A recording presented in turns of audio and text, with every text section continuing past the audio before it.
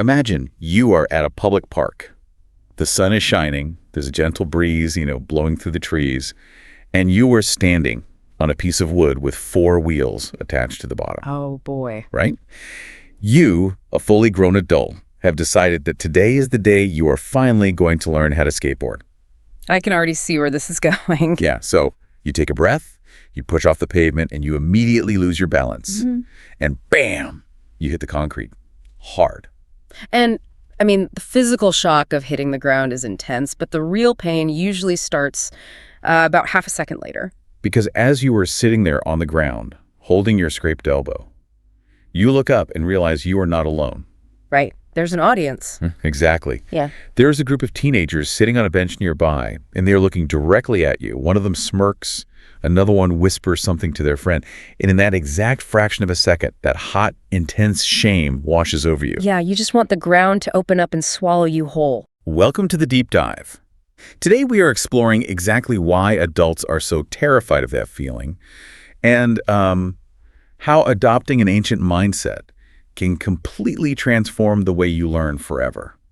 It really is a critical topic, especially for people who are, putting themselves out there every single day. Taking on a new challenge as an adult takes a tremendous amount of vulnerability. It really does.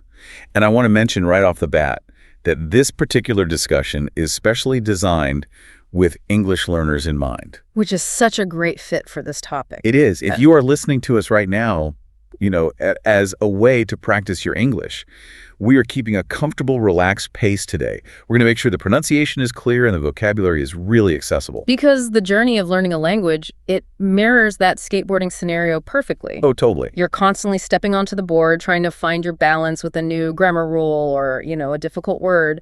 And inevitably, you take a tumble in front of native speakers. Okay, let's unpack this. Let's go back to that public park.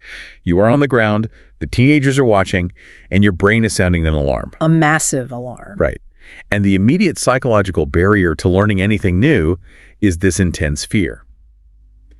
It introduces our first key vocabulary word for today, which is embarrassed. Being embarrassed. Yeah. It's that deeply uncomfortable, humiliating state of feeling self-conscious and foolish.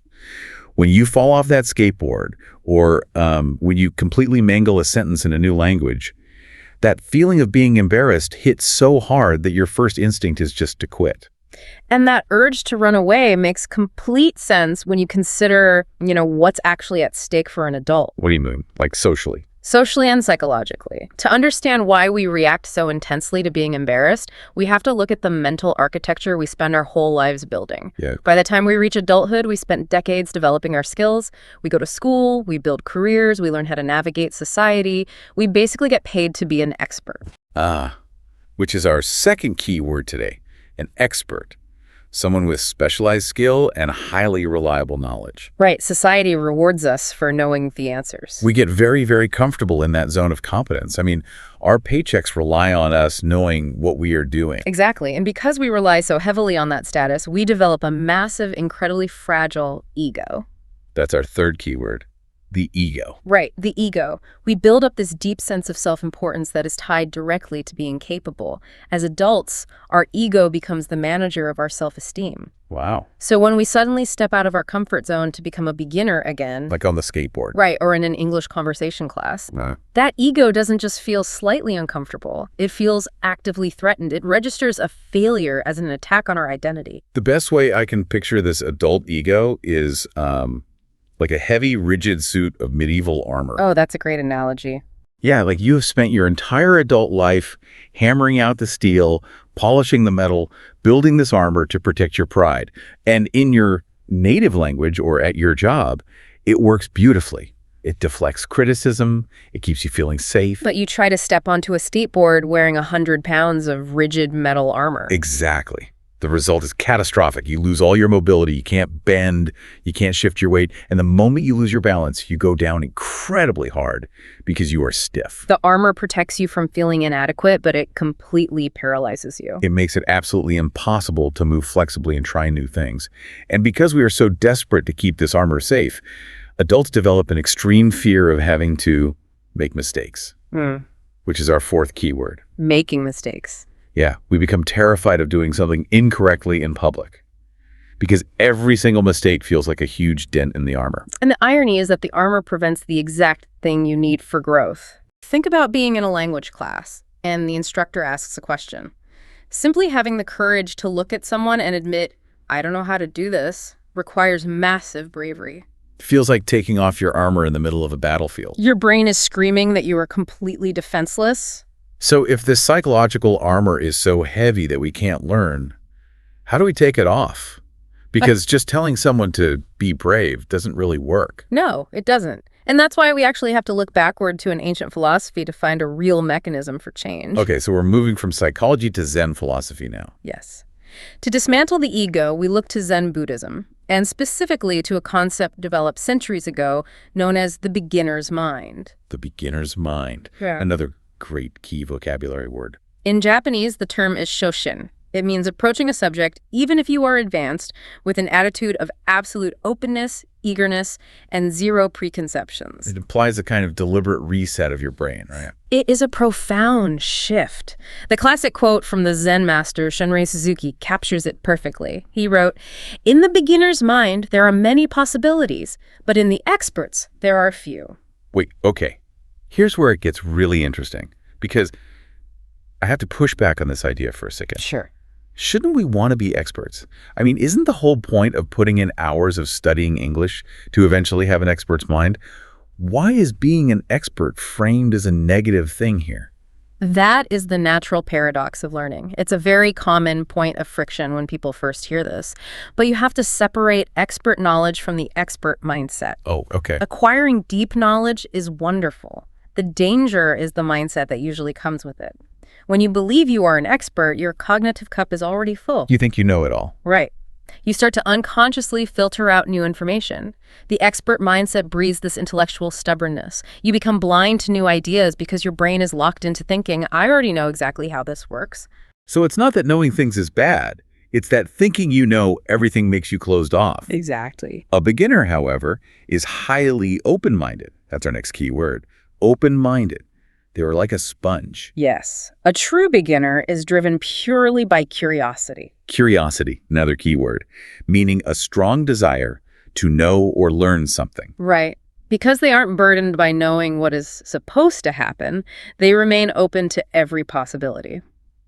Where the expert only sees a rigid set of grammar rules, the beginner sees options. This mechanism of curiosity makes me think of the perfect example from the source material. Think about a baby learning to walk. Oh, yes. The ultimate beginner's mind. Exactly. When a baby is learning to walk, they pull themselves up on a table, they take a wobbly step, and they fall down. Bam. Right on the floor. And what happens next is what makes them so different from the adult on the skateboard? Precisely.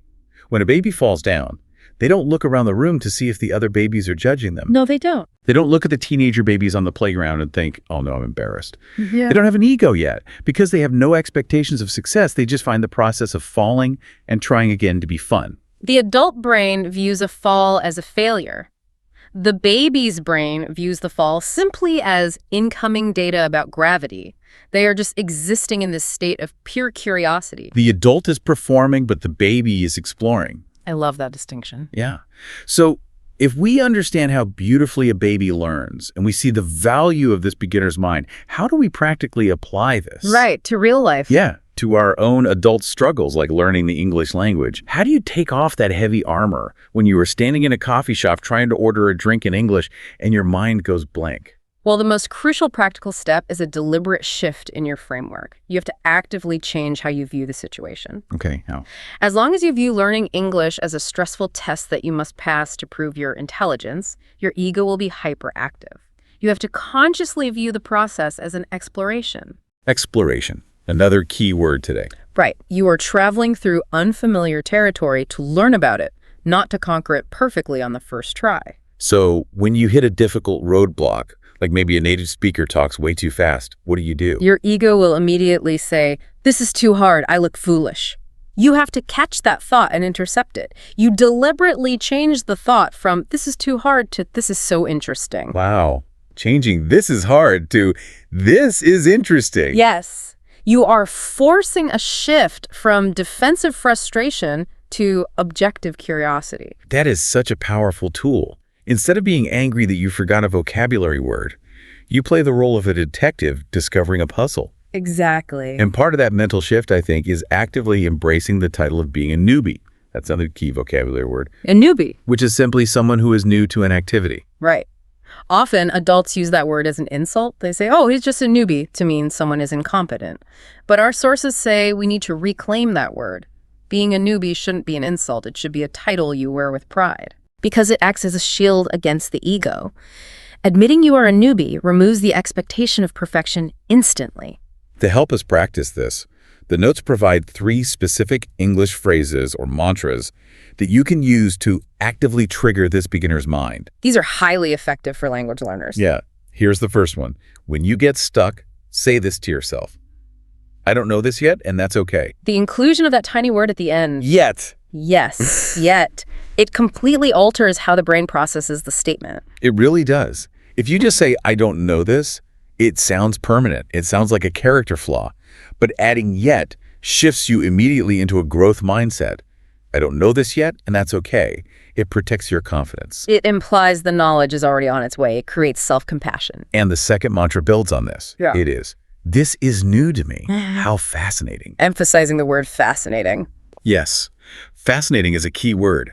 It means incredibly interesting. When you make a grammar mistake, your brain wants to trigger embarrassment.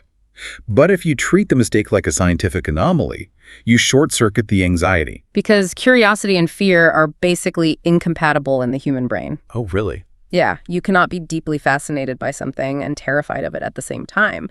So by choosing to say, how fascinating, you become an objective observer of your own learning. That's brilliant. And the third practical phrase is simple but deeply grounding. I am a proud beginner. Highlighting the word proud. Exactly. To feel proud is to feel deep satisfaction as a result of your own bravery. You should feel immense satisfaction that you're trying something new. Being a beginner is temporary, but the courage it takes to be one is something to be proud of. I am a proud beginner. Those mantras serve as anchors. And to truly solidify this shift, we have a final healing affirmation from the notes. Okay, let's hear it. If you are listening, I invite you to just take a slow breath and let the mechanics of these words settle in. The affirmation is, I release the need to be perfect. I choose to be curious. I release the need to be perfect. I choose to be curious. That is beautiful. The so what behind this phrase is the key to the entire philosophy. Letting go of the heavy baggage of perfectionism is the ultimate secret to unlocking your true learning potential. Curiosity is the solvent that dissolves the heavy armor. Perfectly said. So, let's summarize the journey we took today. We explored why the adult ego makes falling off a skateboard or mispronouncing a word feel like the end of the world. Because the inner expert feels threatened. Right. And we learned how the Zen beginner's mind allows us to learn like a baby again without the fear of looking stupid. Trading performance for exploration. Yes. And finally, we saw how swapping the word hard for fascinating can completely change your language learning journey. So what does this all mean for you listening right now? It means that today wasn't just about learning some new English vocabulary. Exactly. It was about fundamentally rewiring your relationship with making mistakes. Changing the internal narrative you broadcast to yourself. Right. Which brings us to the end of our deep dive today. But as always, we want to leave you with a final thought to mull over. Think about your daily routine right now.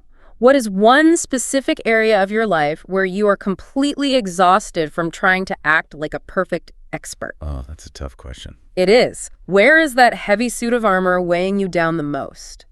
And how much joy could you instantly reclaim if you allowed yourself to be a clumsy, curious beginner again tomorrow? The next time you fall down, whether you are literally on the concrete or tangling up your English vocabulary, don't look at the teenagers on the bench. Just laugh, brush off your knees, and say to yourself, how fascinating.